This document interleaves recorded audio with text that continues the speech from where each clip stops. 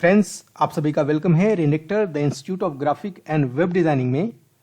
आज के इस फोटोशॉप के क्लास नंबर 74 में हम लोग फोटो एडिटिंग करेंगे कैमरा रॉ की मदद से।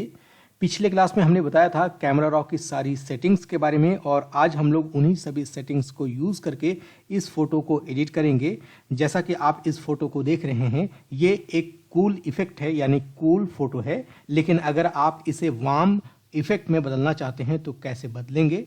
हमें बहुत सारी इफेक्ट्स को यूज़ करना पड़ता है कैमरा रॉ में, सो दैट आप अपने फ़ोटो को अलग अलग तरह से दिखा सकते हैं। तो जैसा कि हमने पहले भी बताया था कि अगर आप चाहते हैं अपने फ़ोटो को नॉन डिस्ट्रक्टिव काम करना, तो आप इसकी एक कॉपी बना लीजिएगा। Ctrl+J से मैंने एक कॉपी बना लिया, आप देख सकते हैं। अब उसके बाद इस लेयर को हम लोग स्मार्ट ऑब्जेक्ट में कन्वर्ट कर लेंगे। अब हम लोग चलेंगे फिल्टर में और फिल्टर में हम लोग सेलेक्ट करेंगे कैमरा रॉ। अभी यहाँ पर आपको सबसे इम्पॉर्टेंट चीज़ ये समझना है कि जब भी आप किसी फोटो को कैमरा रॉ में ओपन करेंगे तो जो सबसे ज़्यादा सेटिंग्स की जाती है फोटो में, यानी जो एडिट की जाती है कैमरा रॉ में, वो ये फर्स्ट वाली सेटिंग है। इसको कहते हैं बेसिक सेटिंग्स। क्योंकि इसमें आपको सभी चीज़ें मिल जाती है। मैक्सिमम टाइम टेम्परेचर और टिंट को एडजस्ट किया जाता है एंड साथ ही साथ एक्सपोजर और कंट्रास्ट को भी अच्छे से एडजस्ट किया जाता है। बहुत बार ये भी ज़रूरत होती है कि आप इसके शैडोज़ को और इसके हाइलाइट्स को इंक्रीज कर सकते हैं या फिर आप ज़रूरत पड़े तो डिक्रीज कर सकते हैं। बाय द वे, इस फोटो को अगर हम लोग एक वार्म इफेक्ट में यानी वार्म लुक में बदलना चाहते हैं तो क्या क्या कर सकते हैं? देखिए, सबसे पहली चीज़ हमें ये करना है कि इसके जो टेम्परेचर है, अगर मैं इसको राइट की तरफ लेकर जाऊं तो ये ऑटोमेटिकली वार्म लुक में कन्वर्ट होगा। अगर मैं इसे लेफ्ट की तरफ लेकर आऊं तो ये कूल इफेक्ट में बदलेगा। जैसा कि आप देख रहे हैं, ब्लू कलर इसमें ज़्यादा ऐड होगा। जब आप ब्लू कलर किसी भी फोटो में ऐड करते हैं तो वो एक कूल इफेक्ट में बदल जाता है, लेकिन जब आप उसमें येलो कलर ऐड करते हैं तब वो एक वार्म इफेक्ट में बदलता है। तो सबसे पहले हम लोगों को यही करना है कि यहाँ से टेम्परेचर हमें ऐड करना है, सब्ट्रैक्ट नहीं करना है। यानी इसे आप प्लस की तरफ लेकर जाइए। आपको जहाँ लगे कि ये ठीक है, आप वहाँ ले जाकर छोड़ सकते हैं। यहाँ पर इस फोटो के लिए बहुत ज़्यादा हम लोग यूज़ नहीं करेंगे। फिलहाल मैंने 15 प्लस किया है। अब उसके बाद यहाँ पर है टिंट। टिंट का जो बेसिक मतलब कलर्स के अंदर समझा जाता है वो है किसी पर्टिकुलर कलर के कितने वेराइटीज़ आप यूज करते हैं किसी टिंट के अंदर। यानी कोई भी कलर है, आप उसकी अलग अलग वैरायटी यूज कर सकते हैं। तो जब हमने टेम्परेचर को ऐड किया है तो यहां से टिंट को मैं कम करूं यानी माइनस करूं तो देखिएगा इसका लुक जो है वो ग्रीनिश में होता चला जाएगा। यानी जो ग्रीन है इसमें और भी ज़्यादा ऐड होता जाएगा।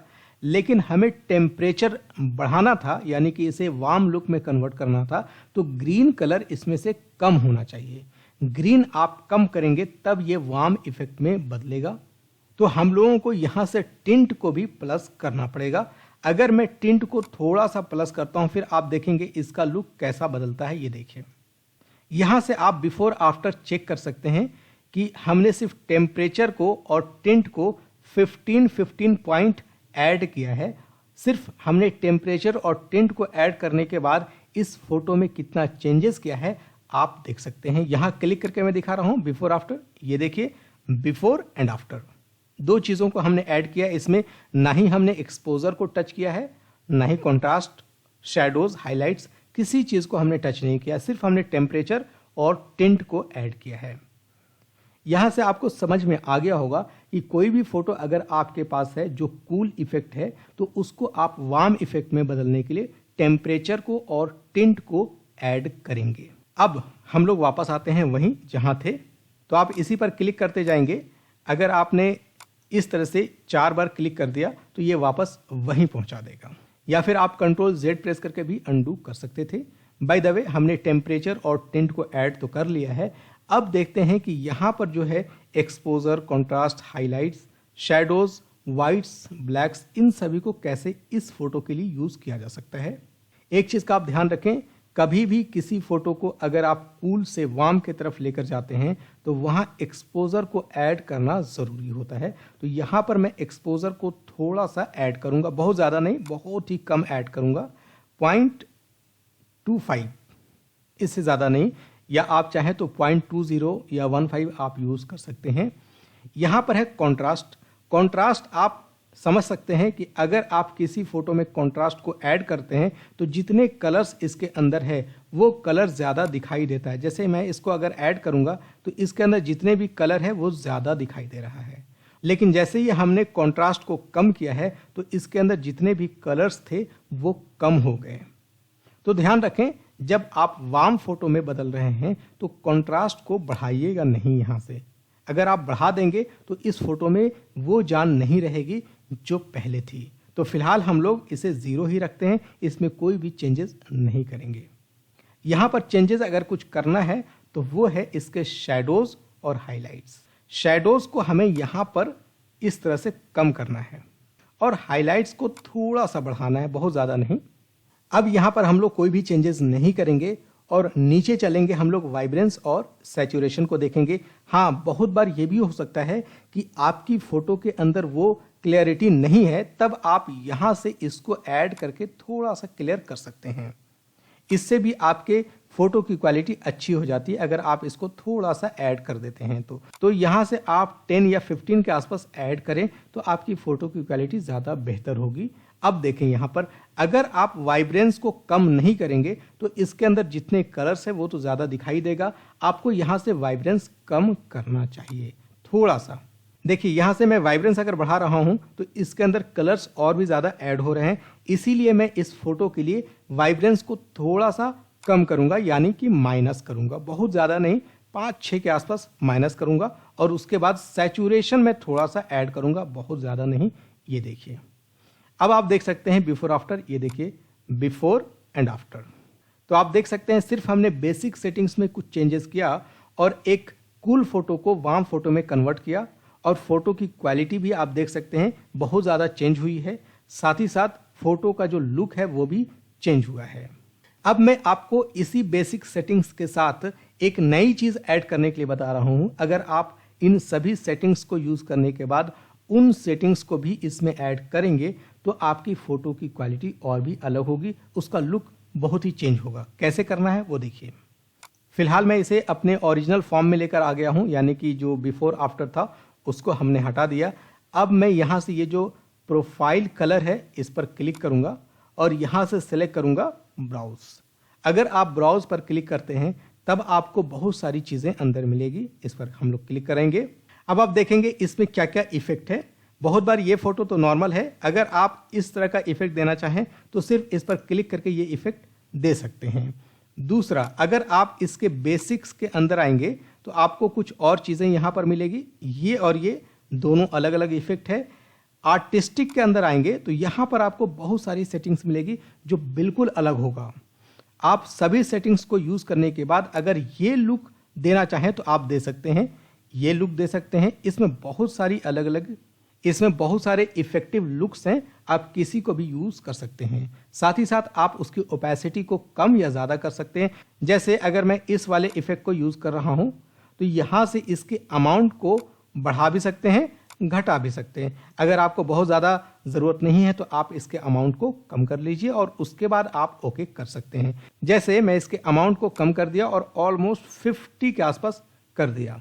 इसके अंदर और भी चीज़ें हैं, जैसे हमने आर्टिस्टिक बताया उसी तरीके से आप इसके अंदर बहुत सारी चीज़ें देख सकते हैं। इन सभी को भी ओपन करके आप चाहें तो अलग अलग लुक दे सकते हैं। अब ये सब चीज़ें तब आपको अच्छी लगेगी या समझ में आएगी जब आप किसी फोटो को एडिट करें और उसके बाद इन सभी इफेक्ट को उसमें अप्लाई करें। बहुत बार ये होगा कि आप अलग अलग फोटो को एडिट करेंगे तो इसी में से कोई इफेक्ट उस पर एप्लीकेबल होगा, कुछ एप्लीकेबल नहीं होगा। तो आप चूज कर सकते हैं कि कौन से इफेक्ट हमारे फोटो में अच्छा लग रहा है, कौन सा अच्छा नहीं लग रहा है। तो फिलहाल हमने ये जो आर्टिस्टिक में ये सेलेक्ट किया था इसी को फाइनल करते हैं और उसके बाद यहाँ से क्लोज कर देते हैं। ध्यान रखें कि हमने अमाउंट को कम किया हुआ है। अब यहाँ से मैं क्लोज कर रहा हूँ। अब उसके बाद हम लोग आते हैं इसके टोन में, यानी जो कर्व है आप यहाँ से भी यूज कर सकते हैं या फिर आप अपने एडजस्टमेंट पर भी क्लिक करके यहां से कर्व यूज कर सकते हैं। तो फिलहाल इसमें जहां लग रहा है कि कलर हमें यूज करना चाहिए आप कर सकते हैं। दो चीजें हैं इसमें, कर्व में लीनियर है और चैनल में आरजीबी है। आप किसी एक को सेलेक्ट कर सकते हैं। अगर आप इसके कलर में चेंजेस करना चाहते हैं तो इसको सेलेक्ट करेंगे, और अगर आप चाहते हैं कि लीनियर में चेंजेस करना तो आप लीनियर में कर सकते हैं। लीनियर में कॉन्ट्रास्ट होगा, कलर्स में नेचुरल कलर होगा। तो फिलहाल हम लोग लीनियर को सेलेक्ट करेंगे और यहां से थोड़ा सा मैं ऐड करूंगा ये, और यहां से मैं थोड़ा सा कम करूंगा ये। तो इस फोटो के लिए हमने इतनी सारी सेटिंग्स कर दी।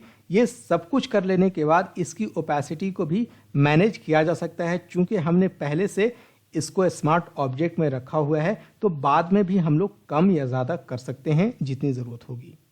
तो हमने इस फोटो के लिए ये बेसिक सेटिंग्स और ये कर्व टोनिंग इन दोनों को यूज़ कर लिया है।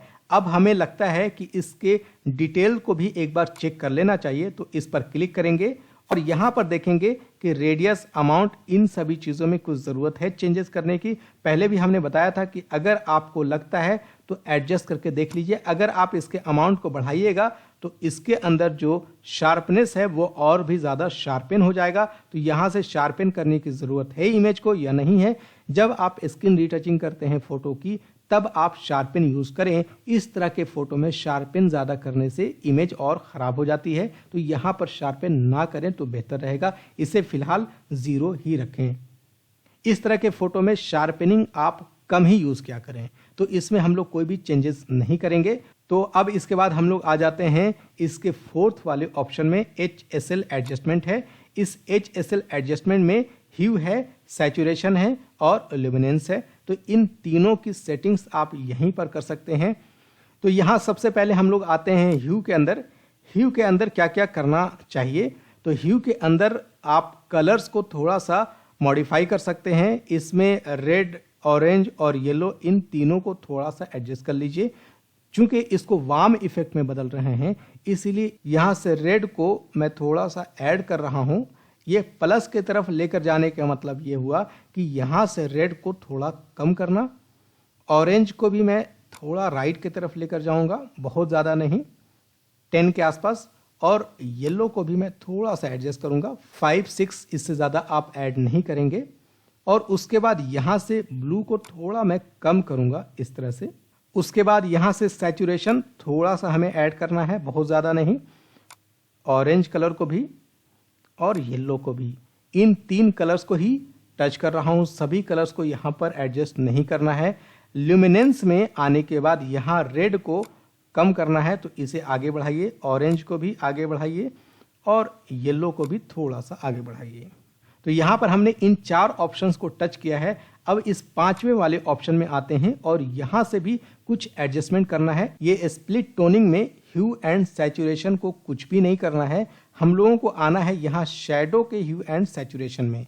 हाइलाइट्स ऑलरेडी ठीक है, शैडो को थोड़ा सा टच कर लेते हैं। तो इसके सैचुरेशन को मैं थोड़ा सा बढ़ा रहा हूँ, बहुत ज़्यादा नहीं, 15 के आसपास। अब उसके बाद यहाँ पर है लेंस करेक्शन। अगर आप लेंस करेक्शन में आते हैं और यहाँ फोटो अगर ठीक नहीं है तो यहाँ से आप एडजस्ट कर सकते हैं फोटो को। अगर ठीक है तब ओके, कुछ चेंजेस करने की ज़रूरत नहीं है। हाँ, आप यहाँ से थोड़ा सा इसे ज़रूर एडजस्ट कर लीजिए, क्योंकि इसको अगर आप कम करते हैं तो ये शैडो यहाँ ज़्यादा होता है। इसके शैडो को आप चाहें तो यहाँ से कम कर सकते हैं, बहुत ज़्यादा नहीं करेंगे, बहुत कम करेंगे। अब उसके बाद यहाँ पर है इफ़ेक्ट्स। अगर आपको इफ़ेक्ट्स इसमें ऐड करना है तो आप ऐड कर सकते हैं।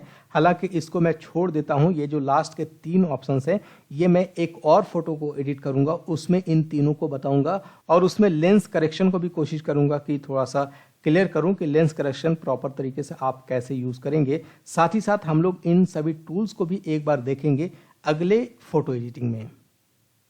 अब आप देख सकते हैं इसको बिफोर आफ्टर। तो ये देखिए बिफोर एंड आफ्टर, आपको समझ में आ रहा होगा कि एक कूल इफेक्ट को वार्म इफेक्ट में बदलने के लिए किन किन सेटिंग्स को करना ज़रूरी है। अब हम लोग यहाँ से ओके कर लेते हैं।